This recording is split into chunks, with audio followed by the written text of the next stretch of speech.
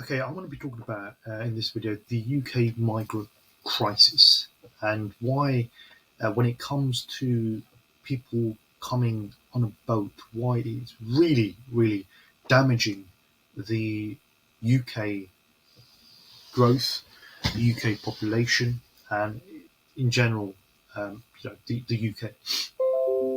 Now, when a migrant goes from the Channel, say France, goes on a boat, and then they make it all the way to the UK. There is a law in place where you have to actually keep these people, UK law. So as soon as a migrant comes, because of the rights, human rights, you need to essentially hold them and in the country for kind of, I would say maximum or minimum, whichever way you want to see it, for 3 years. Now, in that 3 years, in those 3 years, essentially, the UK has to house them. Now, what tends to happen is they are housed in hotels. Okay, so they are housed in hotels across the country where government taxpayers' money is being paid to the hotel operators, the people who own the hotels, to essentially house these people. Now, some of these deals are very, very lucrative, in the millions and millions of pounds. There's a government contract where three providers, excuse me, Serco, Mears, and Clear Springs, won the contract to house these asylum seekers. Now, they house them through housing, through kind of residential properties, but also on the hotel side as well. So not only are they housed in these hotels where costs can be 40 to £50, per person. So if you've got three people in a room, that's £150 paid to the operator. So from their point of view, from the operator's point of view, these people are going to be here for long term. So it really reduces the risk of occupancy as we had back in 2020 when there were no people going to hotels. So from their point of view, they're getting constant money, so they're more incentivized to actually listen to the government and actually, have money paid to them at the expense of obviously having these people here. The second thing is you need to feed these people 3 meals a day. Now, from the shocking reports that I've seen of the food that they get, food is food. They eat 3 times per day, and they are also given allowances. So they're given iPhones and all of that. So these are people who are from war-torn countries, just to give you an impression. They're from Afghanistan, they're from Syria, they're from Iran, damaged, broken countries. Let's be real. I'm an immigrant, but I'm going to say it as it is. These countries are damaged. They're war-torn. There's a lot of influence where people are watery terrorists, and they are coming to this beautiful country, not just the UK, but they are also flooding Europe. Places such as Germany, Belgium are not looking as European as they once used to be. If you look around London, all you see at this moment of time is essentially people wearing fucking veils, which I don't agree with.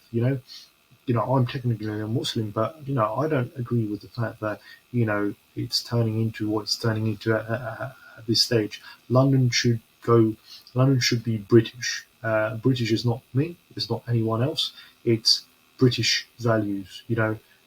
Because Britain has helped me. Britain has helped many, many other people. But at the moment, people are suffering.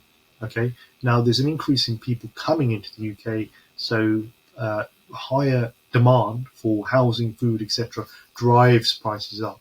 We are at a record inflation rate of 3.8%, and a lot of the things that are increasing are housing bills, food, energy, rental, rent prices to actually having the ability to afford rent, even in London, is quite difficult these days. So a lot of these things are essentially happening, and it's making London a pretty poor place to essentially live. And the terrible thing is, one of these, I think, Forest convicted rapist slash sexual molester has been, I think, released on purpose. There are people out there who really want to see the world burn. Unfortunately, I'm not one of those people. But having him released is absolutely ridiculous. And then saying that he's on the run and he escaped is just covering their backsides. So what can we do? I think, I looked at Tom Morrison a couple of years ago, and I thought he was an absolute idiot. But he's a guy who actually stands with, you know, uh, for the people of Britain. People are essentially fed up.